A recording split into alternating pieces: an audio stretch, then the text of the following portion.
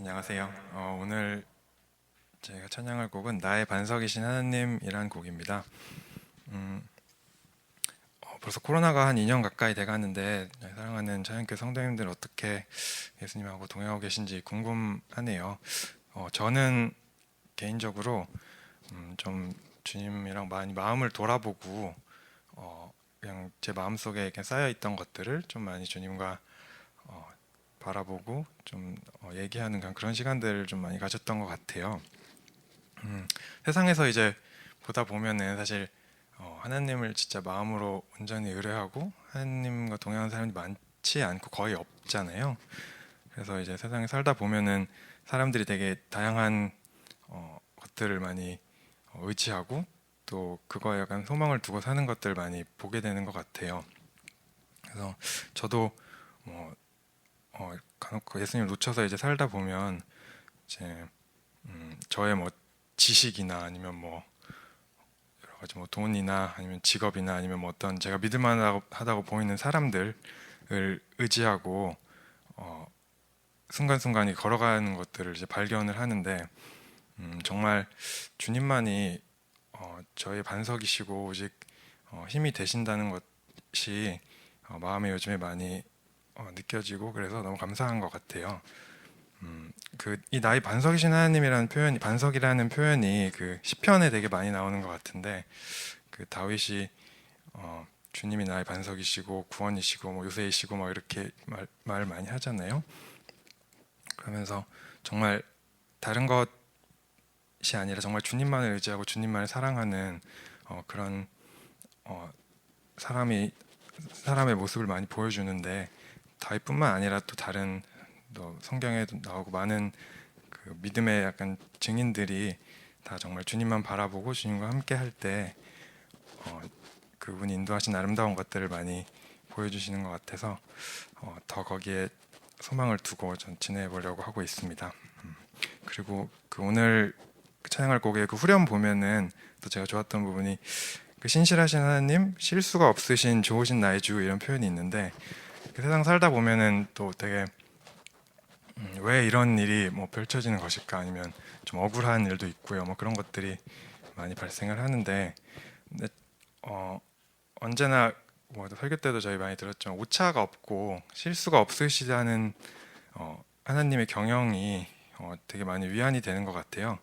겉으로는 순간 이해할 수 상식적으로는 이해가 안 되더라도 또 주 안에서 분명히 허용하신 뜻이 있고 또 그것을 통해서 주님을 더 바라보고 주님을 사랑하게 되는 그런 계기가 되는 것 같고 진짜 그런 것들이 모든 것이 합력해서 선을 이루는 주님의 그 아름다운 그 역사를 보다 보면은 진짜 찬양 드릴 것밖에 없구나 저희가 할 것은 그런 마음들이 많이 드는 것 같습니다.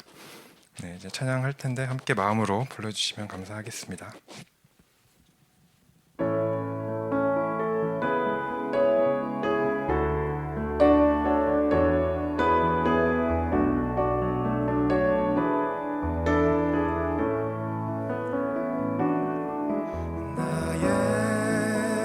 반석이신 하나님 행하신 모든 것 완전하시니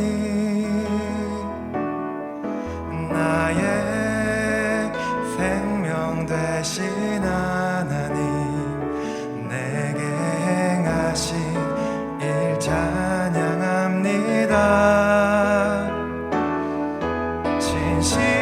진실하신 하나님 실수가 없으신 좋으신 나의 주 진실하신 하나님 실수가 없으신 좋으신 나의 주 나의 반석이신 하나님 행하신 모든 것 완전하시니 나의 생명 되신 하나님 내게 행하신 일 찬양합니다.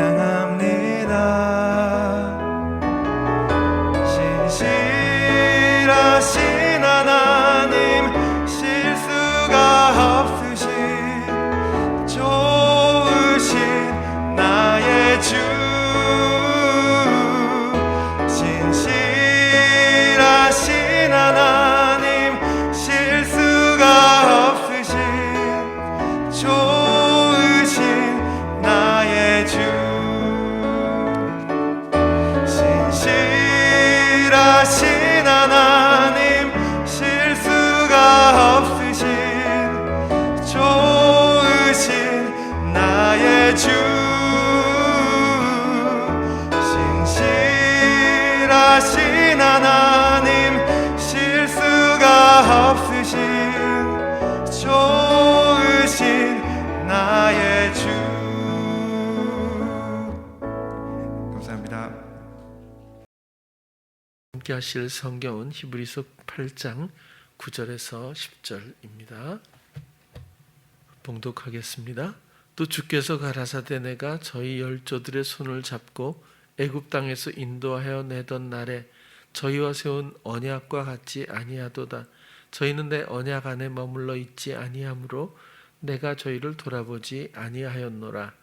또 주께서 가라사대 그날 후에 내가 이스라엘 집으로 세울 언약이 이것이니 내 법을 저희 생각에 두고 저희 마음에 이것을 기록하리라. 나는 저희에게 하나님이 되고 저희는 내게 백성이 되리라. 아멘. 오늘은 하나님의 약속이라는 제목을 가지고 함께 나누도록 하겠습니다. 성경은 아시는 것처럼 하나님의 약속에 관한 것입니다. 구약, 신약 여러 가지 주제를 가질 수 있지만 하나님의 약속, 그것이 표현되고 있는 주제입니다. 하나님의 약속은 우리를 죄에서 구원하시고 생명 주시려고 하는 겁니다. 지금 우리가 소유하고 있는 목숨이 아닌 진정한 하나님의 영원한 생명, 그 생명을 우리에게 주시는 약속입니다. 그래서라도 우리는 전환을 언제나 사모해야겠죠.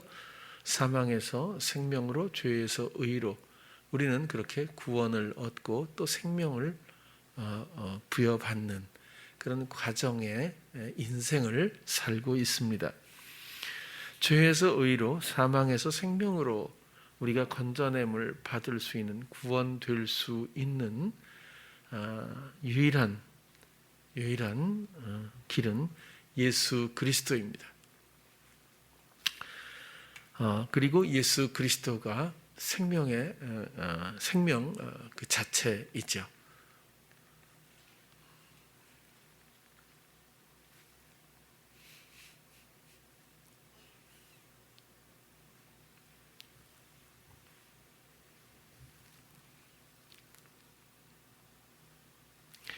하나님의 약속은 지성소의 언약궤 약속의 상자를 통해서 우리가 이해할 수가 있습니다.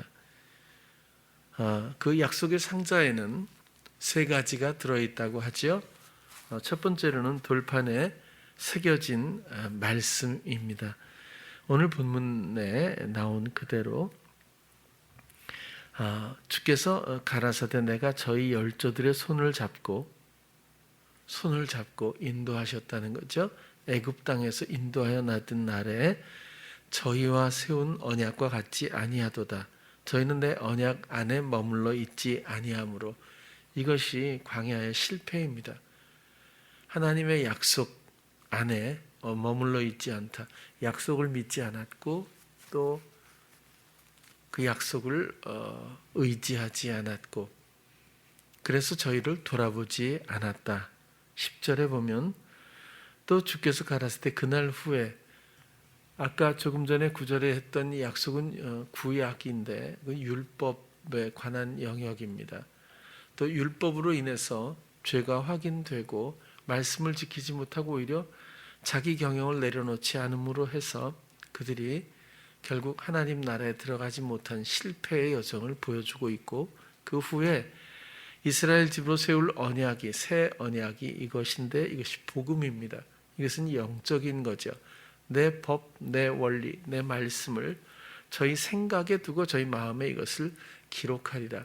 율법에는 돌판이지만 복음에서는 신비, 마음판에 기록되는 것. 기록이 목적이 아니라 이것은 영원히 거주하겠다. 또 사랑이라는 차원에서 보면 결혼하고 동거하고 결코 떠나지 않는 그런 연합의 관계. 그렇게 하나님이 우리에게 하나님이 되고 다스리시고, 그리고 우리는 그분의 다스림을 받는 백성이 되게 되게 하신다는 것, 이것이 하나님의 약속이고 이것이 복음입니다. 하나님은 우리 안에 계시고 항상 있고 살아 계십니다. 계시록 19장 13절에 보면 결국 이 우리 안에 계신 이 말씀은 예수 그리스도입니다. 또 그가 피 뿌린 옷을 입었는데 그 이름은 하나님의 말씀이라 칭하더라. 이것은 예수 그리스도를 가르치죠.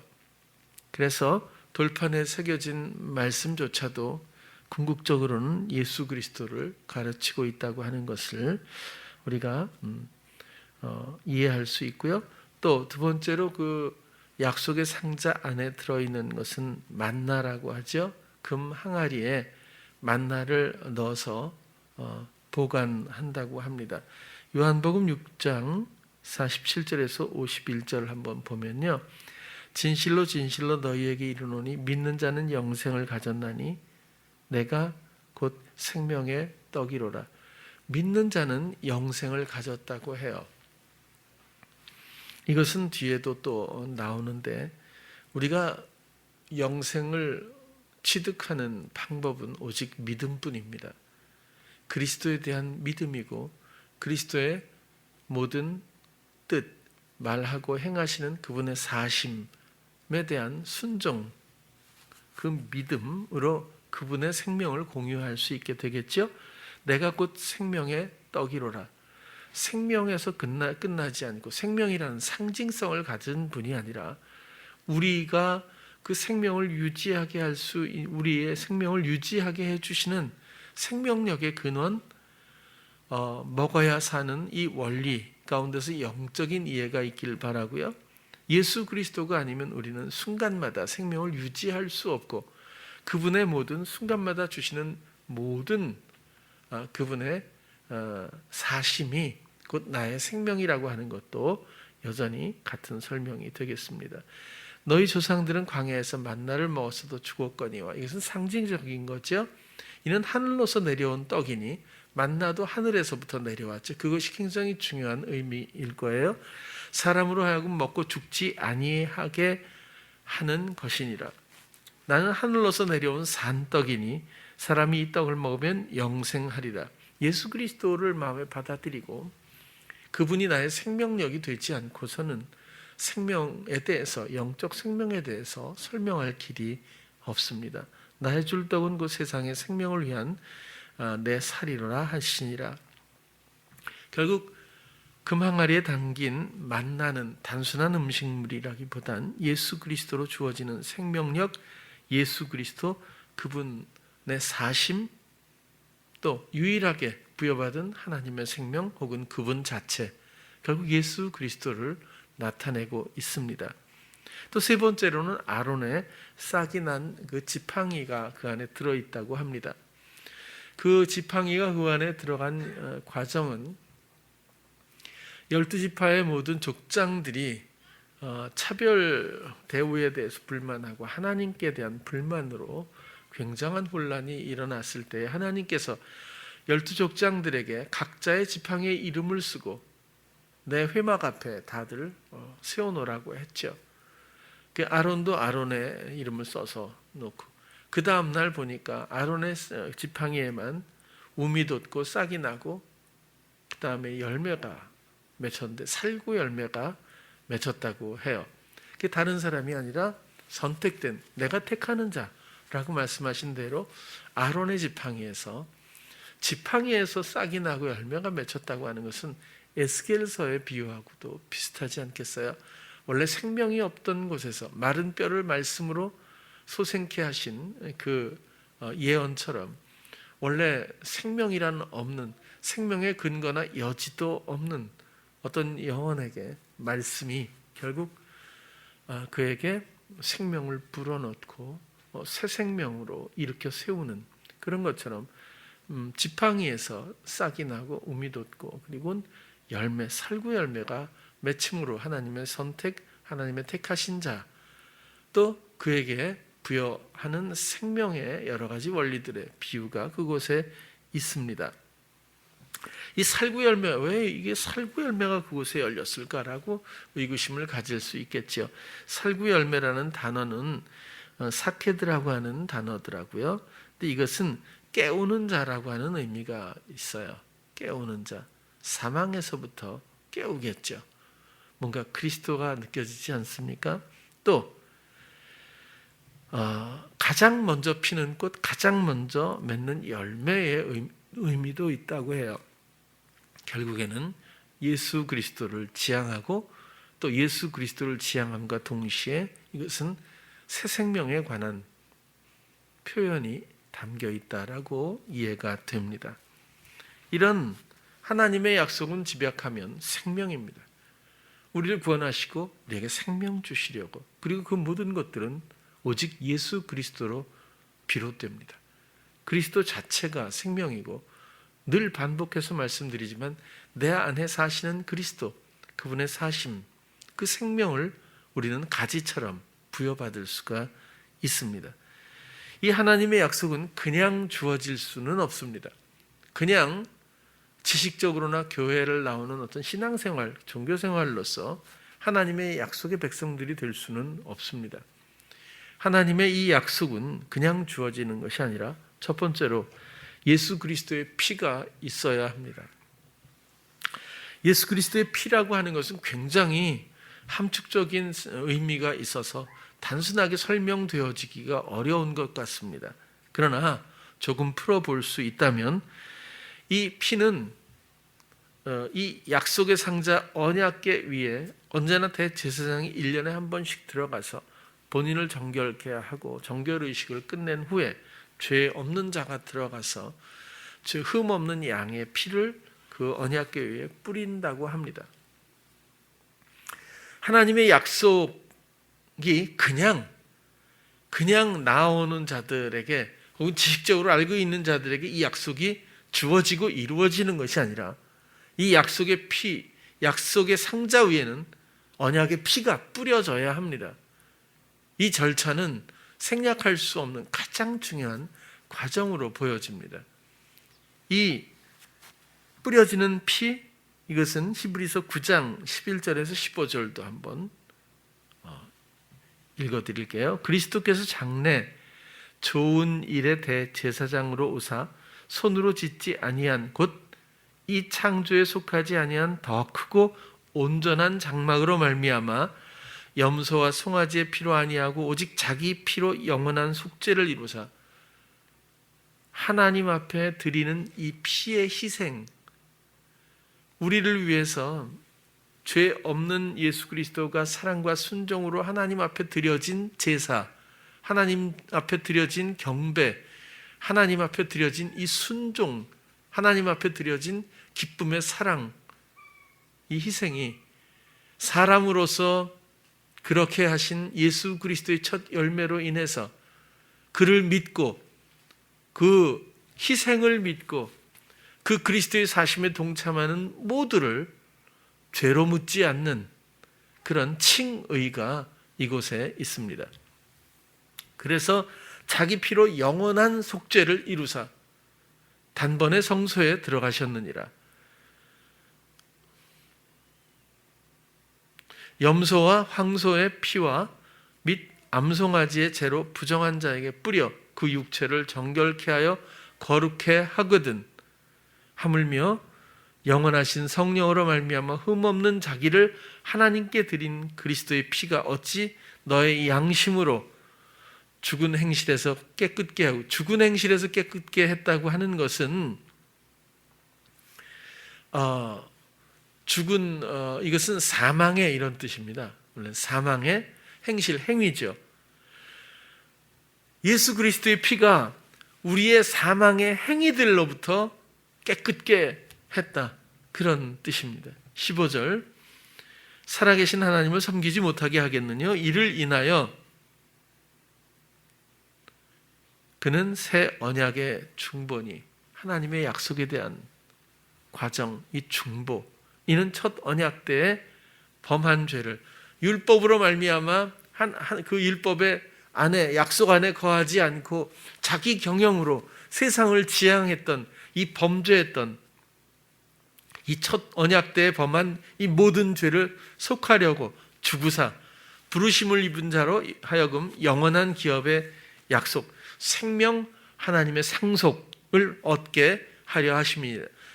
예수 그리스도가 희생을 하신 이유가 여기 이렇게 선명하게 표현되어 있습니다.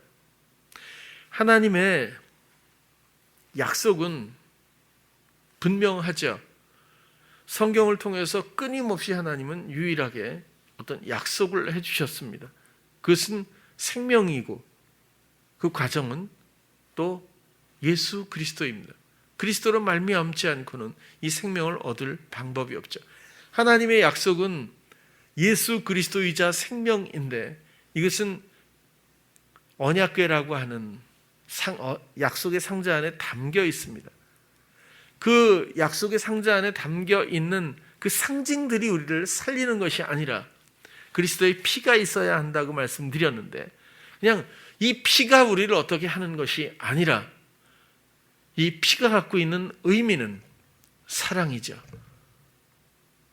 우리를 위해서 생명도 아끼지 않는 사랑의 실제입니다. 이 피는 당연히 희생이죠. 그리스도의 희생 그리고 그리스도의 사랑 이런 것들이 하나님 약속의 동력이 된다는 뜻입니다.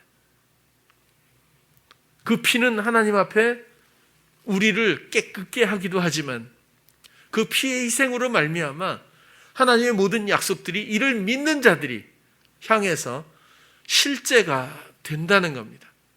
그리스도의 피를 의지하지 않고는 그리스도의 희생에 의지하지 않고는 그 사랑을 믿지 않고서는 이 하나님의 약속의 백성들이 될 수가 없을 거예요.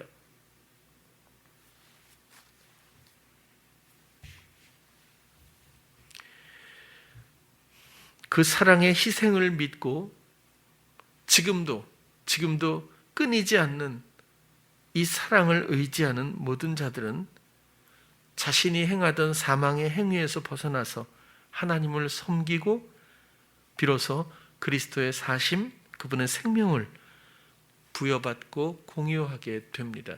그것이 하나님의 소망이자 이루신 약속입니다.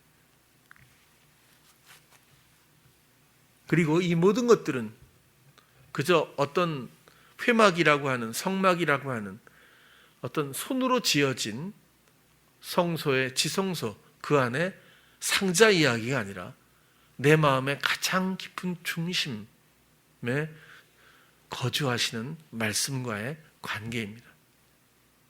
두 번째로 하나님의 약속은 그냥 이루어지는 것이 아니라 믿음의 백성들을 향한 약속입니다. 여러분 그런 얘기를 제가 몇 번 드리는데 왜 애굽이라고 하는 풍요로운 고센 땅이라고 하면 나일강의 삼각주 그 하류라고 하잖아요. 가장 풍요롭고 애굽은 풍요의 상징입니다. 가뭄이 들거나 하면 전부 애굽으로 피난돼 가고 또 먹을 게 없고 또 흉작이 되면 애굽으로 가서 구해오고 애굽은 풍요의 상징이지 않습니까? 그리고 가나안 땅은 어찌 보면 그야말로 사막이고 광야입니다. 하나님의 백성들을 손을 잡고 인도해내셔서 광야에서 40년을 보내게 하셨어요. 지금도 저는 잘 이해가 안 갔을 때가 있었어요. 이전에 왜 이런 땅을 하나님이 약속의 땅이라고 하고 왜 광야에 이런 데로 끌고 오셨을까? 가능하면 먼저 어떻게 가서 요단 강가에 여리고나 이렇게 가보진 않았지만 굉장히 휴양지로 좋은 곳이래요. 또 그 이외에도 그나마 좋은 곳들이 있을 텐데 왜 그런 데로 안 끌고 가고 이런 데로 끌고 다니실까? 여러분, 이 사람들은 묶여있던 사람이고 노예들입니다. 아무리 풍족해 보이는 곳에 있었다고 해도 그곳에서 홍해를 건넜다고 하는 것은 굉장히 중요한 시작입니다. 이전 삶의 청산, 하나님의 인도하심을 받은 사람들, 묶인 것들로부터 자유케 된 사람들, 영적으로 세례를 받은 사람들을 광야로 끌고 가셨어요. 광야가 갖는 의미는 뭘까요? 제 생각엔 가난의 환경입니다. 자기가 경영할 만한 것이 아무것도 발견될 수 없지 않습니까?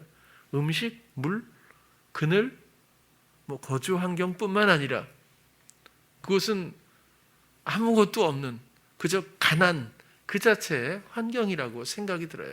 하나님은 이 가난의 환경이 믿음 이전에 얼마나 소중한 것인지를 알려주고 싶으신 것이 아니었을까라는 생각을 해보게 됩니다. 그런데 이 가난함에도 불구하고 이런 환경에서 먹을 것, 그리고 마실 것, 그리고 피할 것, 이런 모든 것들을 공급하셔야, 하나님을 의지하고 하나님이 공급해야 살 수 있는 하나님과 하나님의 백성의 관계의 모형의 40년 동안도 끝내 하나님을 믿지 않고 하나님 나라에 들어가지 못한 사람들이 전부입니다. 여호수아와 갈렙 말고는 아무도 요단강을 건너지 못했습니다. 그 광야에서 새롭게 나온 사람들, 혹은 그 광야에 나왔을 때에 계수되지 않은 장년 밑에 사람들, 어린 사람들, 결국 광야에서 믿음을 획득한 사람들, 하나님과의 관계가 설정된 사람들만이 하나님 나라의 약속의 땅에 들어가게 됩니다. 그래서 성도로서 믿음이라고 하는 것은 정말 간과할 수 없는 대단한 유일한 조건이기도 합니다.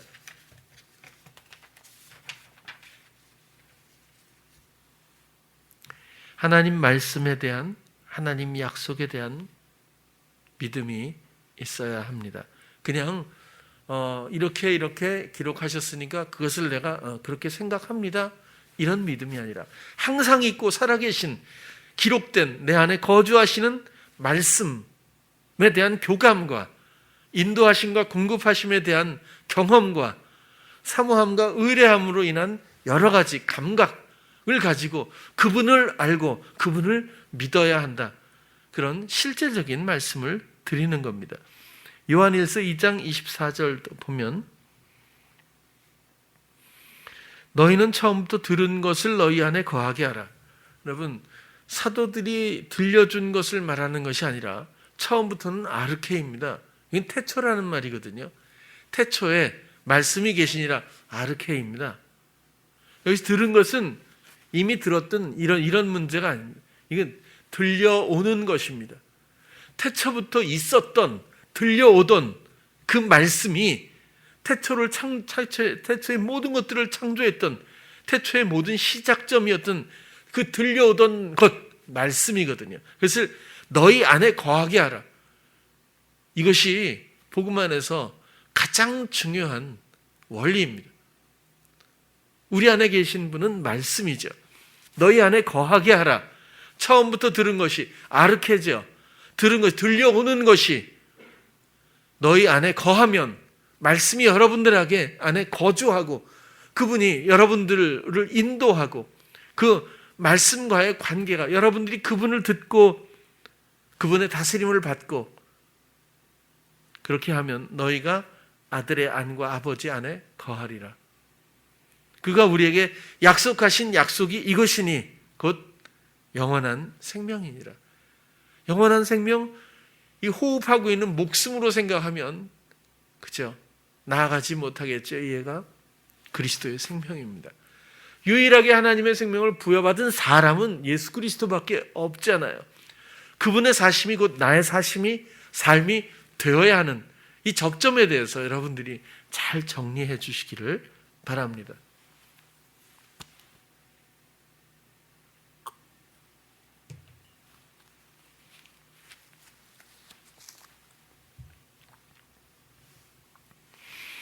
오늘 여러분들과 나누고 싶은 특별히 내용은 이렇게 우리 안에 거주하시고 살아계신, 항상 계신 하나님 혹은 예수 그리스도, 나를 돕는 그리스도의 성령, 이 모든 것들은 진실이고 진리입니다.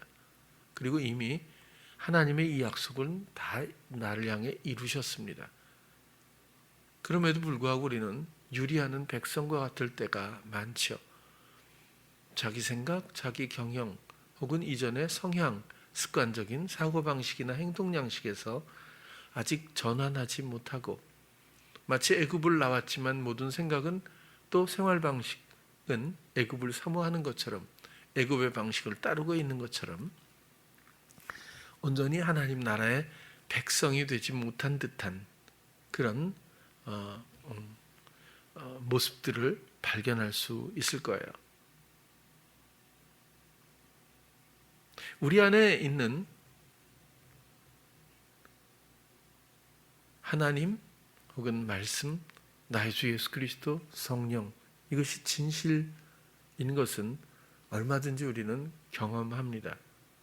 쉽게 말씀을 드리면 마음이 어려울 때, 힘들 때 여러분들이 주님을 생각만 해도 그 마음은 달라집니다. 내가 풀 수 없는 어떤 것에 묶여 있을 때 주님을 바라보면 이건 처음부터 문제가 아니었다는 것도 알 때가 있습니다. 나는 도무지 앞이 보이지 않을 때, 이것은 불가능하다고 생각할 때, 그때라도 주님을 바라보면 주님은 전혀 다른 곳에서 샘을 솟게 하시는 그런 경험도 해봅니다. 다시 말하면 하나님은 항상 있고 그리스도의 피는 나를 위해서 언제나 그 희생의 능력은 주어져 있습니다. 우리의 관심만 있다면, 우리의 의뢰만 있다면, 우리가 그 피를 의지할 수만 있다면, 그 사랑을, 그 희생을, 그것은 2000년 전에 한 번 드린 사건이 아니라 지금도 우리를 사랑하는 견고한 살아있는 능력입니다. 단지 우리가 그것을 바라보지 못하고 또 의지하지 못하는 연약함과 시험 때문에 우리의 영은 궁핍한 곳에서 늘 또다시 애굽을 생각하는, 되돌아가는 듯한 그런 유약함을 보이게 되는 거죠. 여러분, 어느 누구라도 주님을 생각하고 주님을 의지하고 주님을 감각하게 되는 것을 그렇게 어렵게는 생각하지 않을 거예요. 이제는. 그렇다면 그것이 왜 가끔 있는 일이 되어야 합니까? 그것이 문제입니다. 하나님은 약속을 지키셨습니다. 나를 향해서 그 아들도 아끼지 않았고 그 예수 그리스도는 순종과 사랑으로 피를 흘리셨습니다. 하나님 앞에 경배하셨고 속죄하셨고 형벌 받으셨고, 그리고 그걸로 끝난 사건이 아니라 그 피는 나에게 세상을 이기는 힘이 되고 나의 사망의 유의와 같은 모든 행위도 그분을 의지하는 순간 칭의로서 깨끗게 하십니다. 이제는 우리가 무슨 잘못하고 어떤 불찰이 있고 허물이 있는 문제를 그런 기준이 아니라 오직 우리의 모습에 상관없이 그리스도를 의지하는 믿음이 있어야 합니다. 그 사랑 안에는 결코 정죄가 없겠죠. 요즘에는 특별히 엄마들에게 꼭 한마디씩 하고 있어요. 엄마들이 아기를 키우는 것은 정말 거룩한 의무이자 감당하기 버거운, 아마 세상에 어려운 일이 많아도 애 키우는 게 가장 힘들어 보이기도 해요. 그전에는 목회가 제일 힘들다고 생각했는데 애 키우는 게 더 힘들 거예요. 그리고 옛날 같지 않아서 그런지 요즘 애들은 애기인데 또 왜 이렇게 에너지가 넘치는지 모르겠어요. 보면 아마 30분 보기도 제가 힘들 것 같아요. 딸리긴 것 같은데, 어쨌거나 엄마들 이 믿음 안에서 아이를 키워야겠죠. 그리스도의 사심을 통해서 키워야 합니다. 순간마다 주님을 의지해야죠. 주님과의 교감으로 주어지는 정서로 아이들을 대해 주어야 합니다. 자칫 부모의 마음을 믿어서는 안 될 것 같아요. 부모는 부모의 마음은 아이가 뭘 하든지 이쁘지 않아요? 이쁘고 뭘 하든지 사랑스럽고 뭘 하든지 대견하고 뭘 하든지 신기하고 옆에 사람은 별로 안 그럴 수 있어요. 근데 뭘 하든지 괜찮거든요. 그런데 그렇게 계속 그러면 아무튼 이런 것은 자칫하면 영적인 방치가 될 수 있고 그 자체가 시험이 될 수 있어요. 학부모님들 또 부모님들이 자식을 대강 키웠다는 말씀하시는 분은 참 드물 거예요. 그럴 수도 있겠지만 대부분은 최선을 다해서 아이를 위해서 희생합니다. 그런데 그 희생이 덧없이 될 수 있고 오히려 좋지 않은 결과로 부메랑처럼 돌아오는 경우도 많지 않습니까? 그리스도의 다스림이 없이는 우리가 하는 모든 일들은 단지 어리석을 뿐인 것 같아요. 엄마들은 오직 주님의 통로라고 하는 것을 잊지 말고 아까도 말씀드린 것처럼 어려울 거예요. 버거울 거예요. 더군다나 요즘엔 모이지도 못하고 나누지도 못해서 참 마음이 안타깝습니다. 그러나 아무리 버거울 때라도 주께서 허용하신 그 상황에서 방법은 주님뿐입니다. 내 마음을 관장하시는 주관하시는 주님을 바라보면서 또 주님을 의지하며 주님이 보시는 아이, 주님이 갖는 아이에 대한 마음, 또 순간 주시는 주님의 생각, 그 주님의 그 사심과 행하심에 함께하며 아이를 바라보고 생각을 도모해 보십시오. 그러면 아마 마음이 빛나고 또 그 어떤 어려운 힘겨운 상황에서조차 그 사랑이 모든 것들을 하게 할 수 있을 겁니다. 그렇게 할 때 방법론적인 것이 아니라 그런 순종이, 그런 의지가, 그런 믿음이 아이를 빛나게 할 거예요. 그리스도의 생명을 어려서부터 이해하고 누리게 하고 또 어려서부터 그 손을 잡고 함께 걸을 수 있는 영적인 존재로서 하나님의 자녀로서 시작할 수 있을 겁니다. 어찌 보면 우리는 어렸을 때 모두를 영적으로 인도하지 못하고 육적으로 키우는 바람에 모두가 일단 애굽으로 다시 들어갔다가 탈출도 못하는 지체들도 있고 또 광야에서 소멸되는 지체도 있는 것처럼 이 복음의 시대에 아직도 육신에서부터 또 육신으로 끌려가는 이런 어려운 상황들을 많이 보게 됩니다. 그러나 하나님의 약속은 모두를 향해서 이루어졌습니다. 이제는 생명의 시간입니다. 이제는 그를 믿기만 하면 태초부터 있었던 말씀, 그 말씀이 우리 안에만 있다면, 그 말씀이 우리를 다스릴 수 있다면, 그렇다면 그리스도가 우리 안에 계시고 하나님이 우리 안에 계시고 우리도 그 안에 계신, 그 안에 있는 그런 사랑과 생명의 공유된 존재로서 그분의 알, 그분의 지식이, 그분의 지혜가 우리의 기쁨이 되고 또 우리의 능력이 될 줄로 생각합니다.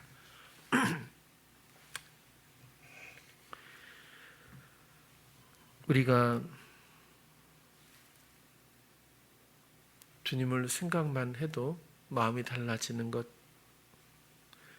주님께 생각을 구할 때마다 나의 생각을 뛰어넘는 기쁨의 생각이 주어지는 것들, 또 도저히 나는 방법이 없을 때마다 주님의 지혜는 사람의 생각과 다른 너무 놀랍고 아름답고 흠없는 그런 주님의 행하심, 그런 지혜들, 이런 것들이 우리 삶에 점철되기를 바랍니다. 주님은 나를 위해 행하시는 분입니다. 나를 위한 지혜이자 지식이자 능력, 생명입니다. 그 피로 모든 것들을 확증하셨고 그 피가 하나님 약속의 동력입니다. 이 모든 것들은 나를 향한 것이고 나에게 주어진 것들입니다. 포기당하지 않기를 바라고 또 오직 그리스도를 사모하고 이 생명을 이해하고 믿음으로 주께 나아갈 수 있는 사랑하는 찬양교회 성도님들 되시길 축복합니다. 기도하겠습니다. 사랑의 주님, 오늘은 하나님의 약속이란 제목을 가지고 나누었습니다. 하나님은 우리에게 구원과 생명을 약속하셨고 그 약속의 상자 안에 담긴 것과 같이 말씀, 또 쌍난 지팡이, 만나, 이 모든 것들은 생명이자 예수 그리스도입니다. 이것으로 끝나지 않고 그 약속의 상자 위에 오직 그리스도의 희생의 피로서 그 사랑의 힘이 우리를 인도하고 우리를 또 생명으로 이끌어 주십니다. 주님을 바라보게 하시옵소서. 주님과 함께하는 마음과 생각에 모든 감각에 교감이 늘 충만하게 하시옵소서. 주님의 사심의 생명을 증거하고 누리는 우리 모든 성도들 되게 하여 주시옵소서. 예수님 이름으로 기도드렸습니다. 아멘.